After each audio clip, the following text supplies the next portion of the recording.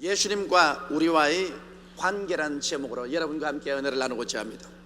사람은 그 누구를 불문하고 이 세상에 살 동안에 서로 관계를 맺고 삽니다. 세상에 태어났을 때는 부모와의 관계를 맺고 자라납니다. 그러자 곧장 형제들과의 관계를 맺게 되는 것입니다.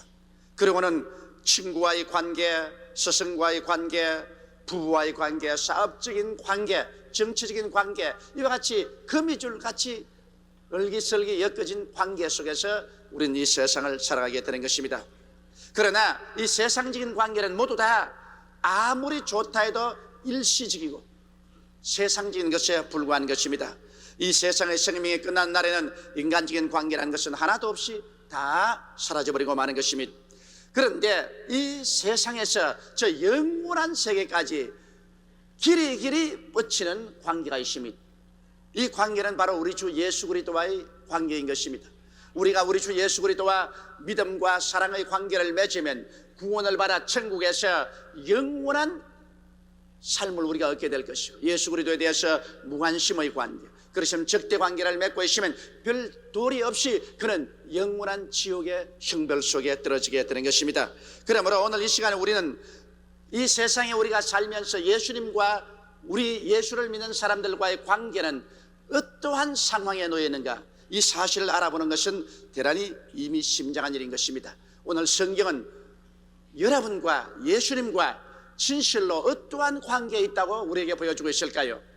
첫째로 성경은 예수 그리스도와 우리의 관계는 포도나무와 가지의 관계에 있다고 말씀하고 있는 것입니다. 나는 포도나무요, 너희는 가지라고 예수께서 말씀하신 것입니다. 그러므로 포도나무와의 가지의 관계는 절대적인 관계입니다. 포도나무는 가지의 삶의 바탕이 되는 것입니다. 그러므로 성경은 말씀하기를 나를 떠나서는 너희가 아무것도 할 수 없다고 예수께서 말씀하신 것입니다.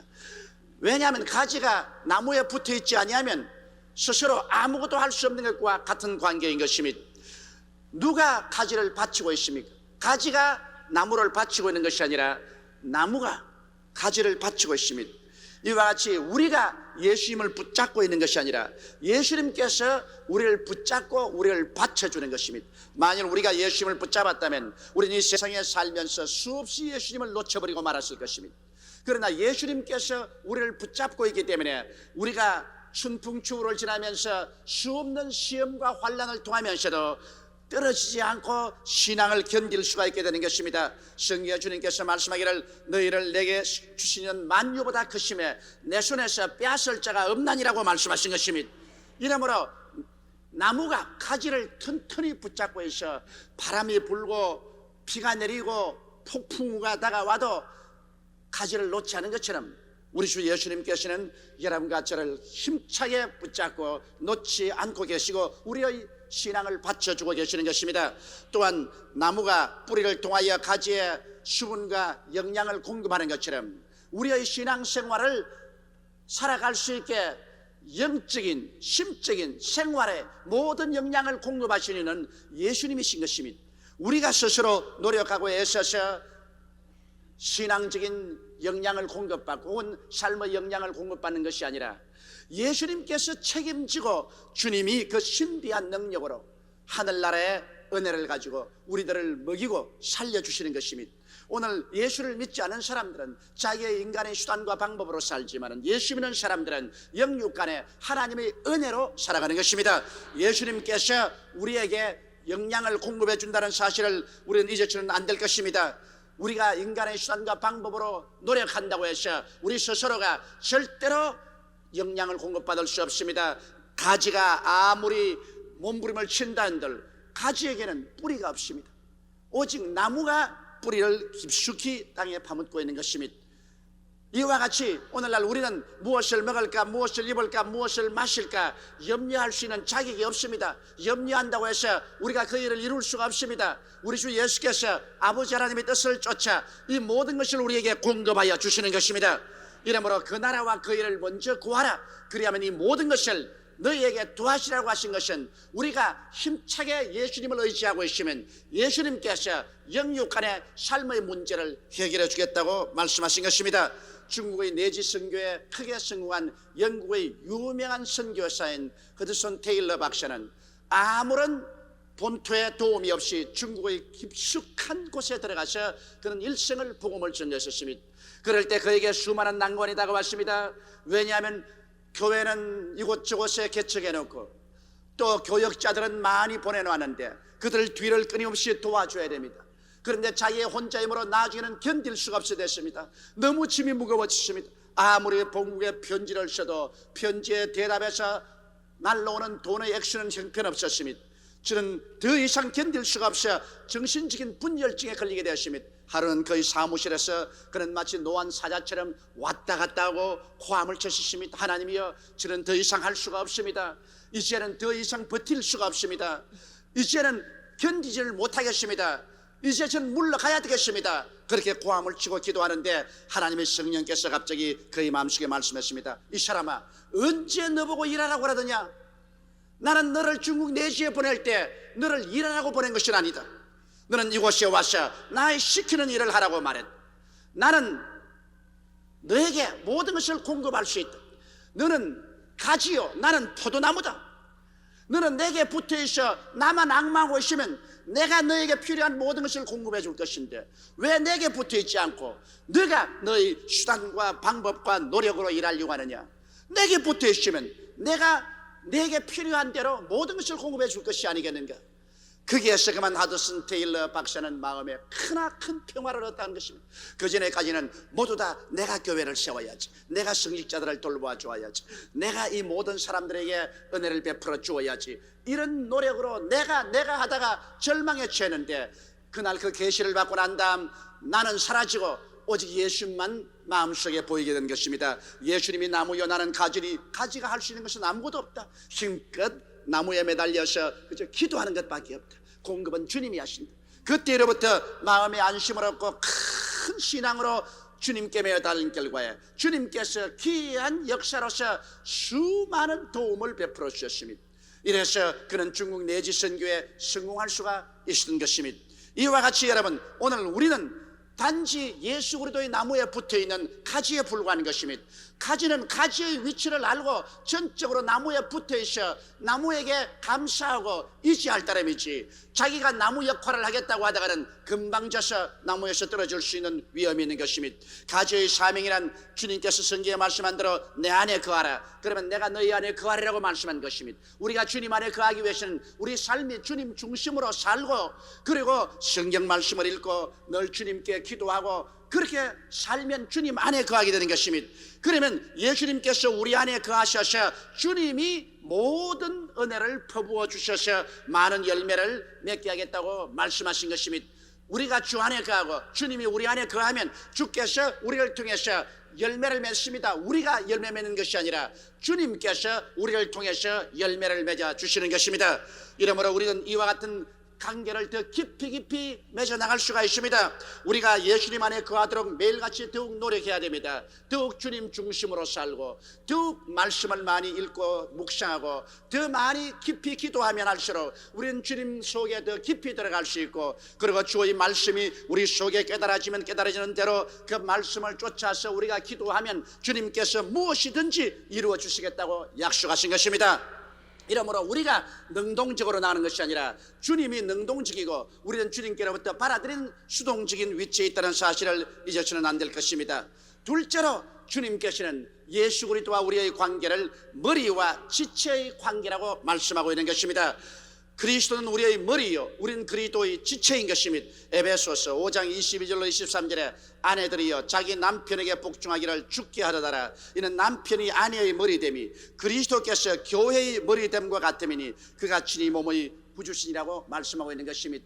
여기에서 가정을 비유해서 말씀하기를 한 가정의 머리는 남편이라는 것처럼 교회 성도들의 머리는 바로 우리 주 예수 그리스도라고 말씀한 것입니다. 여러분, 머리는 무엇을 역할을 하는 것입니까? 머리는 우리 이식의 본산입니다. 우리가 깨어서 생각하는 모든 생각은 머릿속에서 하는 것입니다. 팔이 생각하는 것도 아니고 다리가 생각하는 것도 아닌 것입니다. 머리가 생각하는 것입니다. 우리 머리가 생각하고 말하며 행동하는 지휘 본부인 것입니다. 그러므로 이 머리가 고장이 나면 온몸 전체는 아무 소용이 없습니다. 무능력하고 무기력하는 것입니다.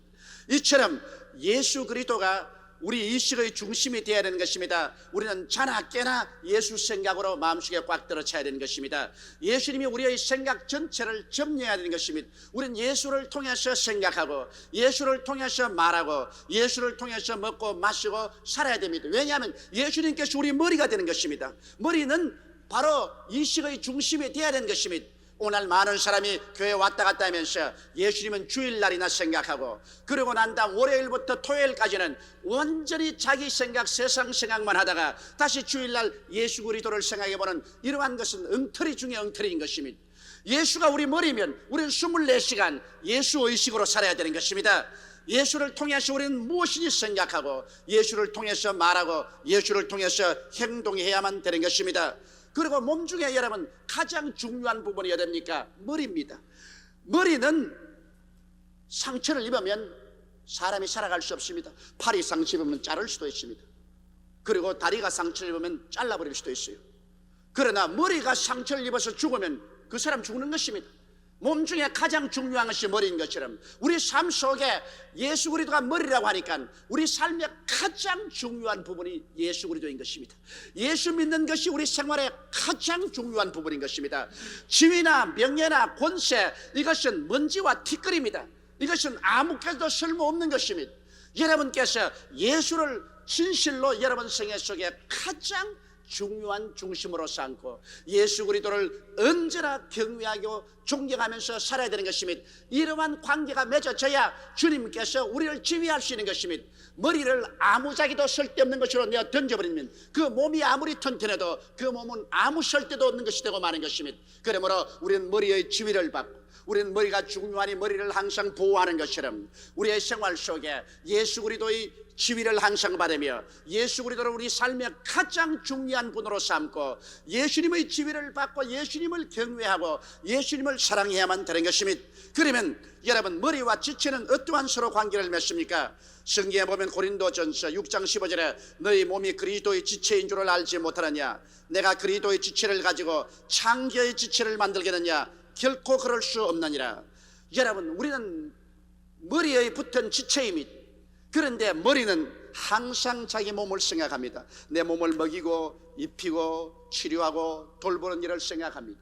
머리만큼 자기 몸을 생각해 주는 것이 없습니다. 몸이 머리를 생각하는 것은 거의 없어요. 그러나 머리는 항상 몸을 생각합니다. 추우면 입혀야지, 더우면 벗겨야지, 배고프면 먹여야지, 피곤하면 쉬게 해야지, 병들면 고쳐줘야지, 위험이 오면 지켜줘야지. 머리는 끊임없이 몸을 생각하는 것입니다. 그러나 언제 몸이 늘 머리를 받들어야지, 머리를 받들어야지, 몸은 별로 그런 생각을 하고 있지 않습니다. 사랑이 내리사랑입니다. 부모가 자식을 사랑하는 만큼 자식이 부모를 사랑할 수 없고, 형이 동생을 생각하는 것처럼 동생이 형을 생각할 수가 없고, 선배가 후배를 생각하는 것처럼 후배가 선배를 생각할 수 없는 것처럼 우리 주님은 머리이기 때문에 끊임없이 우리를 생각하고 있는 것입니다. 24시간 예수님은 우리를 잊어버리지 않고 생각하는 것입니다. 예수님은 우리 지체를 먹여야지. 그래서 주님은 우리에게 무엇을 먹을까, 무엇을 입을까, 무엇을 마실까, 이 문제를 해결해 주시려고 주님은 끊임없이 생각하고 있는 것입니다.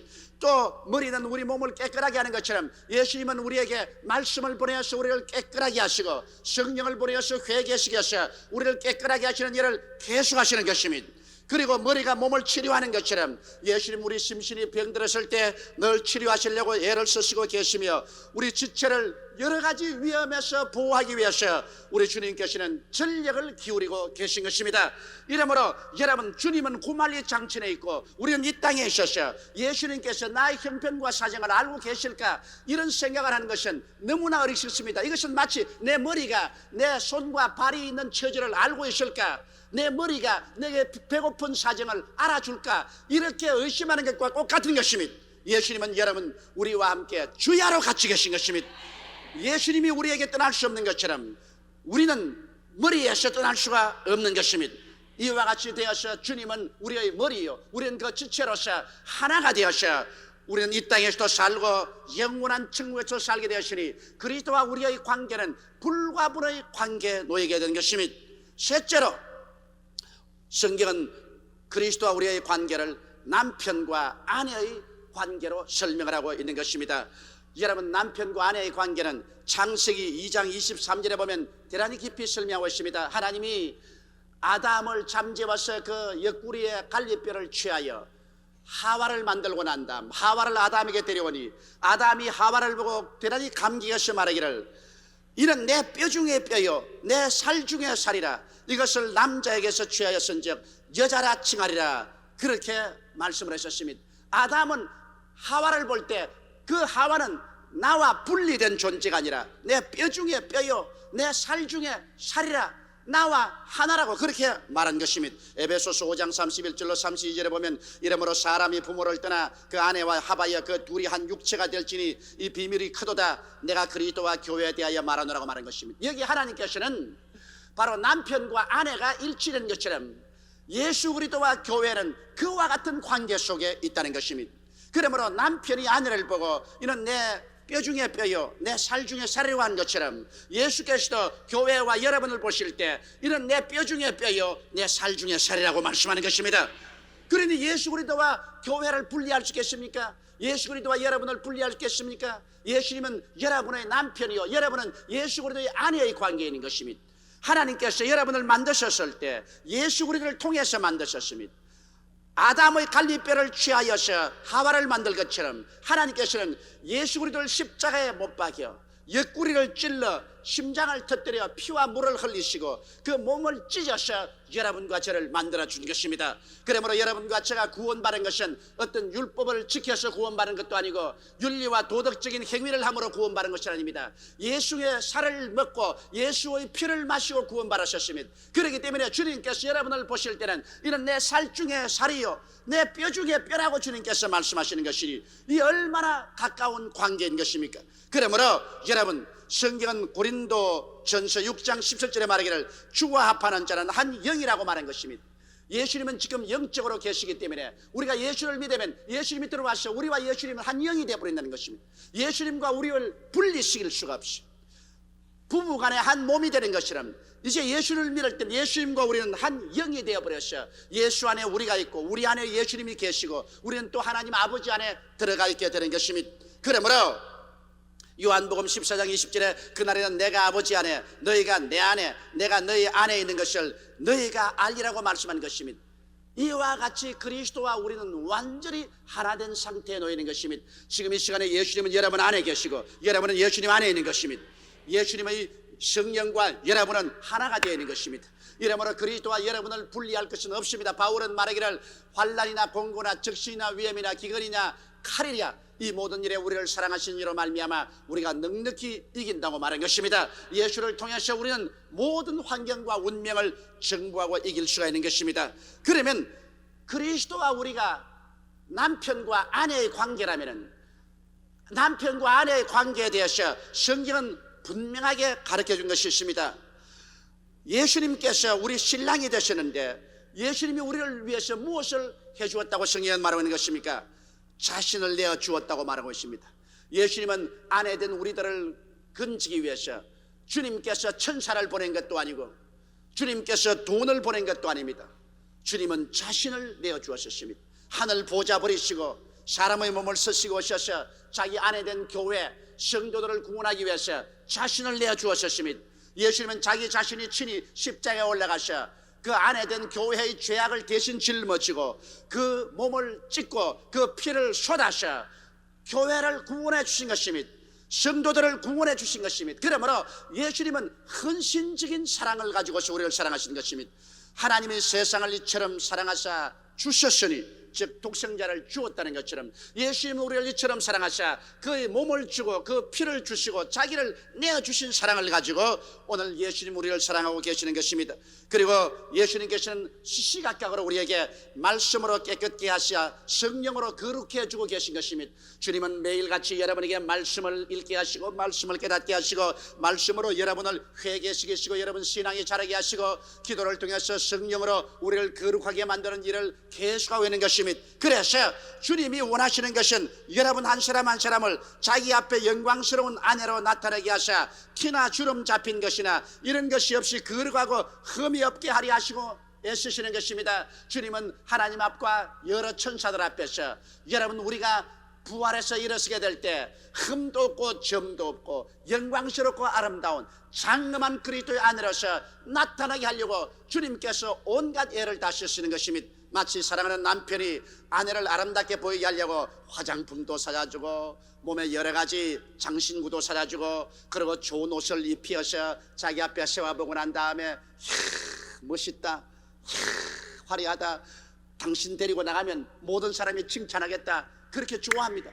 왜냐하면 아내가 칭찬을 받는 것은 남편 마음속에 만족이 오는 것입니다. 예수님께서는 우리를 잘 치장시켜서 우리로 하나님과 천사들 앞에서 내어놓고 칭찬받게 하는 것이 그리스도 자신의 기쁨이요 영광이 되는 것입니다. 이러므로 예수 그리스도는 우리들을 끊임없이 잘 보이게 하려고 주님께서는 영광스러운 아내들이 되게 하려고 말씀과 성령으로 우리를 돌보시고 계시는 것입니다. 그리고 예수님은 우리를 양육하고 보호하여 주시는 것입니다. 어느 남편이 자기 아내를 양육하고 보호하지 않겠습니까? 자기 아내를 양육도 아니하고 보호도 아니한다면 그 사람 장가갈 필요 없는 것입니다.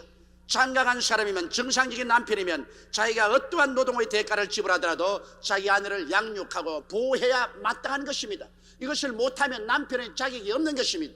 예수님께서는 여러분 우리의 가장 훌륭한 남편인 것입니다. 그는 하늘과 땅의 모든 권세를 다 가지고 계시기 때문에 그는 실력이 넘치는 남편인 것입니다. 그렇기 때문에 우리를 양육하고 보호할 실력이 있습니다. 여러분, 이러므로 우리가 불신앙을 가지고 불순종을 하고 뒤로 물러가는 이런 일을 하지 말아야 되는 것입니다. 우리가 나쁜 아내들이 되어가지고 주님을 불신앙하고 불순종하고 항상 애를 먹이면 그때 문제가 생기는 것입니다. 그러기 전에야 우리 주님께서 어떻게 우리를 책임지지 못하게 하십니까? 성경에는 아내의 할 일도 분명하게 말하고 있는 것입니다. 아내는 범사에 복종할 의무가 있는 것입니다. 우리 예수님이라는 사람들이 범사에 예수께 복종을 해야 되는 것입니다. 예수님은 이렇게끔 우리를 사랑하고 우리를 인도하기를 원하시는데 우리가 예수님께 자꾸 반대하고 예수님 하신 말씀을 자꾸 거역한다면 예수님과 우리 사이에 무서운 알력이 생기지 않겠습니까? 우리는 폐일어나고 우리 주 예수 그리스도 앞에 깨어지고 항복하고 주님께 범사에 순종하는 삶을 살아야 되는 것입니다. 주님께 하시라고 하시면 뒷말하지 말아야 돼. 잔소리하지 말아야 돼. 전적으로 주님께 순복해야 되는 것입니다. 신앙이 자라지 못한 사람이 잔소리가 많아요. 신앙이 크게 자라면 잔소리가 없어지는 것입니다. 한 가정의 부부도 그렇지 않습니까? 서로 서먹서먹할 때 잔소리가 많지 서로 깊이 친해지고 깊이 사랑하게 되면 서로의 마음을 읽어내기 때문에 잔소리가 없습니다. 서로 마음이 합쳐서 이끄는 대로 따라갈 수가 있는 것입니다. 이처럼 우리는 예수 그리스도를 범사에 복종해야 되는 것입니다. 그리스도와 밀고 땡기는 일을 하지 말아야 되는 것입니다. 그리고 우리는 그리스도를 경외하라고 말한 것입니다. 사랑할수록 우리는 존경해야 됩니다. 사랑한다고 해서 그만 무시하고 짓밟으면 안 됩니다. 옛말에 손주 사랑하면 할아버지 수염까지 뽑는다는 말인 것입니다. 사람들이 사랑해주면 그만 행실이 없어지는 것입니다. 그래서 어깨에 힘주고 행실 없는 말을 하기 때문에 나중에 그 사랑에 금이 가는 것입니다. 부부간에도 서로 뜨겁게 사랑하면 사랑할수록 아내는 남편을 존경하고 남편도 아내를 존경해야 되는 것입니다. 존경이 사라지면 사랑도 사라져버리고 마는 것입니다. 우리가 주님께 사랑받았다고 해서 그만 교만해져 가지고서 목을 뽑아서 흔들고 어깨에 힘주고 돌아다니면 그만 그 사랑의 상처를 가지고 마는 것입니다. 우리는 사랑받을수록 사랑해주는 사람을 존경하고 경외해야 되는 것입니다. 성경에는 그리스도를 경외함으로 받들라고 그렇게 말씀하고 있는 것입니다. 그리고 또한 우리가 주님과의 사랑의 관계에 있는 만큼 우리는 또 주님을 전적으로 사랑해야 되는 것입니다. 우리 마음을 다하고 뜻을 다하고 정성을 다하고 목숨을 다하여 주 예수 그리스도를 사랑하며 살아야 되는 것입니다. 예수를 믿은 사람은 어찌할 도리가 없이 우리는 나무와 가지와 같이 관계가 있고 머리와 지체와 같은 관계가 있고 그리고 남편과 아내와 같은 관계가 있는 것입니다. 그리스도와 우리의 관계는 참으로 깊고 사랑이 넘치며 신비한 관계인 것입니다. 그리고 그리스도께서 항상 근본이 되시고 자원이 되시며 능동적이 되십니다. 나무는 가지보다 능동적이며 머리는 지체보다 능동적이며 남편은 아내보다 능동적인 것입니다. 나무가 가지를 책임지고 머리가 지체를 책임지고 남편이 아내를 책임지는 것처럼 우리의 삶의 책임은 예수님께서 져주시는 것이지 여러분이 책임지는 것은 아닌 것입니다. 가지는 나무에게 순종하고 지체는 머리에게 순종하고 아내는 남편에게 순종하는 것처럼 우리는 순종하고 경외하고 신뢰하고 의지하고 있으면 우리의 나무 되신 예수님, 우리의 머리 되신 예수님, 우리 신랑 되신 예수님께서 우리를 전적으로 붙들어 도와주시는 것입니다. 그렇기 때문에 예수님을 의지하고 안심하고 살아갈 수가 있는 것입니다. 그러한 관계를 깊이 깨닫고 그 관계 속에 들어가면 비로소 우리의 생활 속에 의와 평강과 희락을 가지고 일생을 살아갈 수 있게 되는 것입니다.